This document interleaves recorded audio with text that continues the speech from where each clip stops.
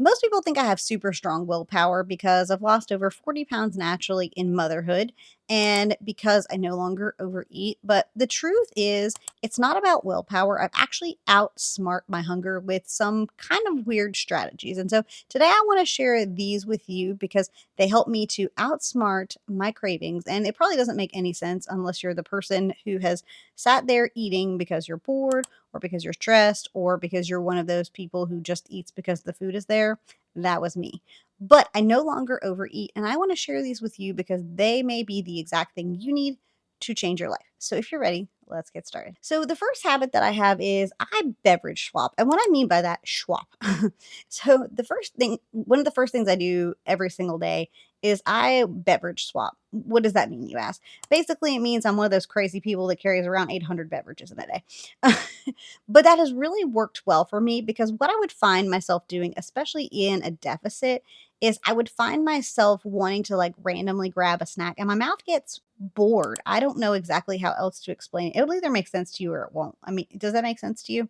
But my mouth would get bored. And so one of the things I find myself doing is keeping a lot of low calorie beverages on hand so that I can shake it up about every hour to 2 hours. So what that means is I'm consistently drinking water throughout the day to make sure that I'm well hydrated, but I'm also about every hour drinking some sort of new and interesting beverage to infuse some flavor in my mouth. I'm not avoiding eating. I'm just making sure that I'm well hydrated, but that my taste buds are interested in the liquids that I'm drinking. I love Powerade. I love the zero sugar root beer. That's like my all-time favorite. And I also love to drink like some decaf coffee because I don't drink caffeine after about 2 p.m.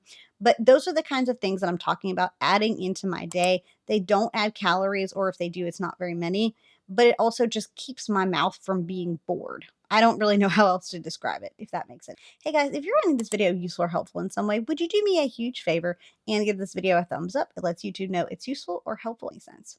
The other thing that I do is I eat highly palpable foods on small plates. So what I mean by this, chips, what else? Just like highly palatable foods. My brain is not working, but or high calorie foods. I eat on smaller plates. This does something psychologically to make your body feel like you have an abundance of food there, even when you actually have less food. So that's part of the reason why this works.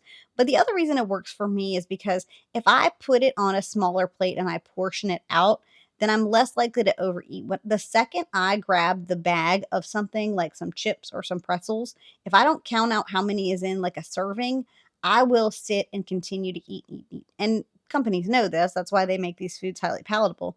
And so, in order to keep myself on pace, I will put them on some sort of smaller plate in order to show myself this is my portion, and then I move away from that food. I will say though that I also do this with just like regular meals and stuff too. I'll eat on a slightly smaller plate if I'm trying to eat less food because again, that illusion of sorts of abundance. But remember, we're not under eating. We're still making sure that we're eating within our calorie budget. But sometimes that's really hard when we're first starting to eat in more of a deficit. So this is a good sort of optical illusion for your brain that you're eating the same amount of food that you were once eating. Going back to that like mouth boredom thing is I like to keep hard candies on hand to just sort of like suck on and chew on. I know some people like gum. I don't really love gum, and I know supposedly that like chewing gum is like the sensation. I don't know. That's just I don't know. Just it's not my thing. But I do like to keep hard candies on hand. This is a sort of similar thing to the beverages is I just like to have different flavors in my mouth at given times of the day. And if I do that, I'm much better able to keep myself out of the kitchen and overindulging on different kinds of like foods or snacks because my mouth is already busy with this lifesaver, with this warhead, with this whatever. Bonus points if it's sour and if you like sour, because sour is a good way to help your body re regulate when you're feeling anxious. So, bonus therapist tip for you there that nobody asked for, sour candies can help your sensory system to re regulate. Okay. Another trick that I use is I drink a cup of tea every night at bed. That's my signal to myself that food time is over. We've eaten all the calories we need to eat for the day, and it's time to start winding down and go to bed.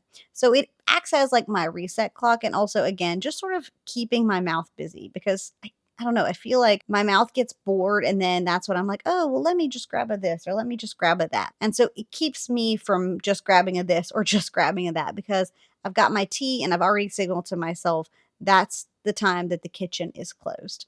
But the other thing is, if I do decide that I'm going to have another like snack at mealtime, my other tip for not overeating is that I eat a water-based food, usually a vegetable, if I'm going to snack. I feel like somebody said this a long time ago, and I don't really know where it came from or the accuracy of it, but it was like, if you don't want a banana, then you're not hungry, like not actually hungry. And I don't know that that's true, but one of the things that I found to keep me from overeating, especially when that decision fatigue of nighttime kicks in, is if I'm going to have a snack and I know I've eaten my calories for the day. That's a very important part.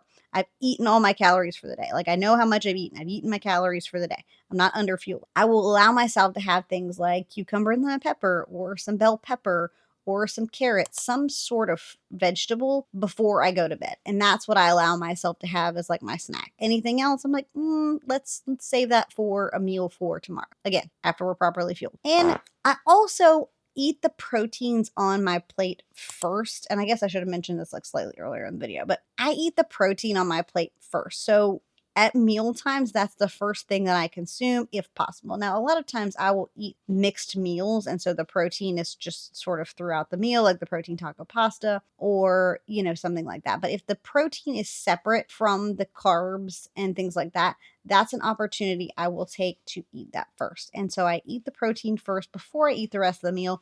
Because if I get full, I've already eaten my protein. But B, that just keeps me like from making sure that the protein part gets finished, even if the other parts don't. So let me know, what are some weird or silly tips or tricks that you use to keep yourself from overeating, particularly when you're in a calorie deficit? And if this video was useful or helpful, I'd love if you would subscribe and let me be your non-judgmental friend who comes alongside you to help you reach your goals. Bye, friends.